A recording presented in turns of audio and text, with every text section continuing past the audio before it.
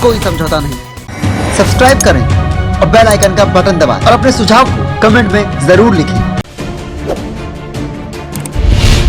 सरकार की नाकामियत, कागजों पर विकास के दावे को आईना दिखाता घोरघट का ये पुल। सरकार की लापरवाही, और जिस दिन नीतीश कुमार जा रहे थे उसी दिन ये पाया नहीं धंसा है, लेकिन नीतीश कुमार आज तक ये पुल पे उतर के नहीं देखे क्या पुल धंसे हुए हैं कि क्या हुए हैं। इस 15 साल में विकास के नाम पर सरकार की हवा हवाई का जीता जागता सबूत। बिहार के 2 जिलों को जोड़ने वाला मनी नदी पर 14 साल से बनता आ रहा महज 60 मीटर के इस आधे अधूरे घोरघट पुल का निर्माण। 14 सालों से बनते आ रहे इस पुल ने विकास की एक कहानी रच डाली है। कहानी ऐसी जिसे सुनकर आप भी सोच में पड़ जाएंगे कि सरकार का चुनाव जनता के लिए कितना सटीक रहा और कितनी बड़ी बेवकूफी, जिसे महज 60 मीटर के छोटे से पुल के निर्माण में 14 साल बीतने वाले हैं, लेकिन काम 50% भी पूरा न हो सका। दरअसल इस 60 मीटर के घोरघट पुल की कहानी की शुरुआत होती है 14 साल पहले, यानी कि 12 जुलाई 2006 से, जब मनी नदी पर बना घोरघट पुल धंस गया था। इसी बीच अपने काफिलों के साथ मुख्यमंत्री नीतीश कुमार और उप मुख्यमंत्री सुशील कुमार मोदी पहली बार श्रावणी मेला का उद्घाटन करने के लिए क्षतिग्रस्त पुल से ही गुजरकर सुल्तानगंज जा रहे थे। राज्य सरकार द्वारा घोरघट पुल पर आवागमन चालू रखने के लिए क्षतिग्रस्त पुल पर बेली ब्रिज का निर्माण 2 करोड़ 65 लाख की लागत से निर्माण कार्य नवंबर 2006 में प्रारंभ किया गया। इस पुल का पाया कब धंसा था? आज के डेट में ये पुल का धंसा हुआ सर 16 साल हो गए, और जिस दिन नीतीश कुमार जा रहे थे उसी दिन ये पाया नहीं धंसा है, लेकिन नीतीश कुमार आज तक ये पुल पे उतर के नहीं देखे क्या पुल धंसे हुए हैं कि क्या हुए हैं। लोगों का कहना है कि जब यह पुल धंसा तो यहाँ का स्थानीय ग्रामीण और आर्मी के सहयोग से इस पुल का मरम्मती कर बेली ब्रिज का निर्माण कराया गया और महीने महीने मेंटेनेंस होते थे, लेकिन इधर से वो भी नहीं हो रहे हैं। लोगों का कहना है कि 3 बार इस कार्य में जुटे ठेकेदार के तबादला हुआ, फिर भी आज तक इस पुल का निर्माण नहीं हो पाया। बेली ब्रिज भी वाहनों का दबाव नहीं सह पाया और कुछ ही महीनों में टूट गया। पुल निगम ने बड़े वाहनों के परिचालन पर रोक लगा दिया। पुराने पुल के पास नए पुल का निर्माण 2009 में ही शुरू किया गया। भागलपुर की सीमा में 3 और मुंगेर की सीमा में 2 पाए का निर्माण कार्य शुरू हुआ। अप्रैल 2012 में इस पुल का निर्माण कार्य शुरू हुआ था, जिसे गुड़गांव की company Chadha and Chadha company को इस निर्माण कार्य का जिम्मा सौंपा गया था, जिसे अक्टूबर 2013 तक पूरा करना था। पुल निर्माण का एस्टीमेट 9 करोड़ 74 लाख रुपए का था, जबकि पुल की लंबाई 60 मीटर है। पुल का निर्माण कार्य वर्ष 2012 में ही शुरू किया गया था। काम तेजी से चलने लगा। इसी बीच भूमि अधिग्रहण में बाधाएं आने लगी, जिस कारण बीच बीच में काम शुरू और बंद होने लगा।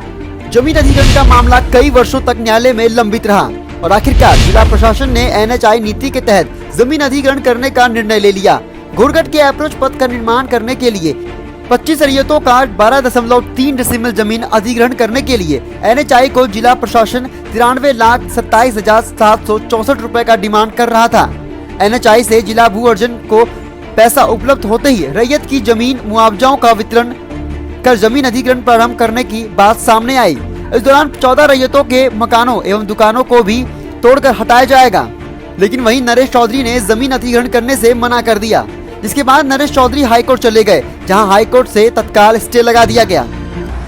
इस पुल के बगल में जो पुल बनाई जा रही है सरकार की ओर से, उसमें कितने लोगों का जमीन को अधिग्रहण करने का काम सरकार ने किया? कुछ जमीन मुंगेर जिला के ग्रामीण से लिया गया, कुछ जमीन भागलपुर जिला के पुल के करीबन कुछ लोग हैं जिनके घर से उनका जमीन अधिग्रहण किया गया। क्या सभी को मुआवजा सरकार की ओर से मिली हुई है या किसी का बाकी भी बचा हुआ है? सब लोगों के विषय में नहीं कहा जा सकता, लेकिन मैं अपने विषय में बताता हूं कि हम लोगों को मुआवजा मिला है। इधर कंपनी ने जमीन अधिग्रहण नहीं होने की बात कहकर काम को बंद कर दिया। इसके बाद जिला प्रशासन द्वारा जमीन अधिग्रहण कर भारतीय राष्ट्रीय राजमार्ग प्राधिकरण को सौंप दी गई।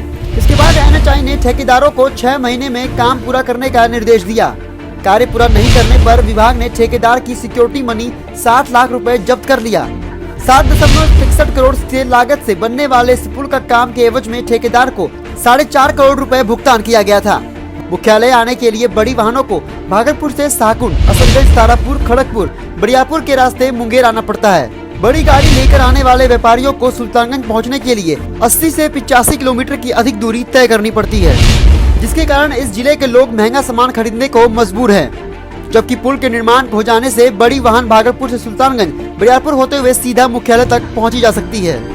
क्या मामला है आपका? हम लोग को यही कहना है कि जो जमीन मेरा ले रहे हैं उसको पैसा जो दुनिया को दिया है वो अनुसार से हमको पैसा चाहिए। क्या सरकार की ओर से आपको कोई मुआवजा मिला है? मुआवजा मिला है, वही 34 लाख के नोटिस दिया है। उसमें दूसरे का जमीन का बोलता है कि इसमें घुसा हुआ था। हम लोग ऐसे बोले कि से हमको जो जमीन ले रहे हैं उसको हमको पैसा चाहिए, पर्सनल जितना मिल रहा है। मैंने अभी पैसा मुआवजा नहीं मिला है? नहीं, अभी हमको कुछ नहीं मिला है। पुल देखिए कितना खड़ा हो गया है, इस कारण से हम लोग यहाँ पर रोक लगाए हैं। एजेंसी ने जून माह से ही काम को बंद कर दिया था। इसको लेकर कई बार पत्रचार भी हुआ, मगर एजेंसी की ओर से कोई सकारात्मक जवाब नहीं आया। इसलिए विभाग के निर्देश पर इसे डीबर घोषित कर दिया गया। अब लॉकडाउन के बाद आगे की प्रक्रिया अपनाई जाएगी। जानकारों के अनुसार 2017 में इसी एजेंसी से काम छीन लिया गया था। उसे काम लेने पर रोक लगा दी गई थी, मगर 2 साल बाद भी फिर उसी एजेंसी को टेंडर का काम दे दिया गया। इसको लेकर सरकार पर कई तरह के सवाल उठाए जा रहे हैं। लॉकडाउन के बाद रीटेंडर की संभावना एनएच विभाग ने निर्माण एजेंसी को डीबर घोषित करने के साथ ही उसके द्वारा जमा राशि को एनएच विभाग ने जब्त कर ली है।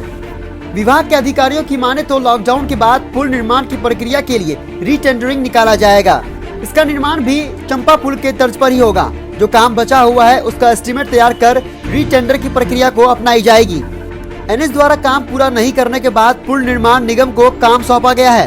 पुल के निर्माण का काम पटना की ओझा ब्रिज कंस्ट्रक्शन कंपनी को मिला है। ठेकेदार ने पुल के निर्माण कार्य शुरू कर दिया है। ठेकेदार को 8 महीने में काम को पूरा करना है।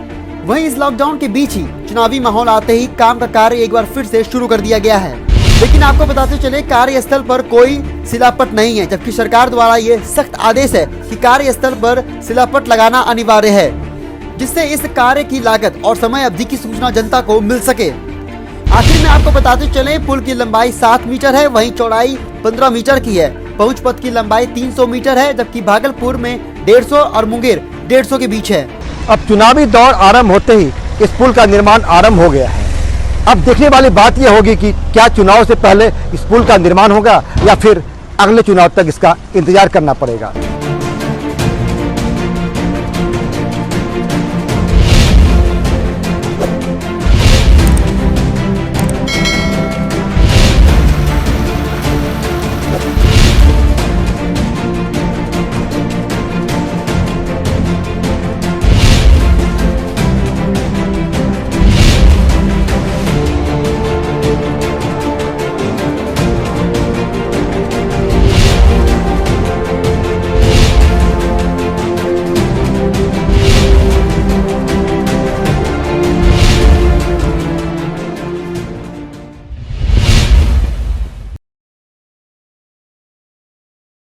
सब्सक्राइब करें और बेल आइकन का बटन दबाएं और अपने सुझाव को कमेंट में जरूर लिखें।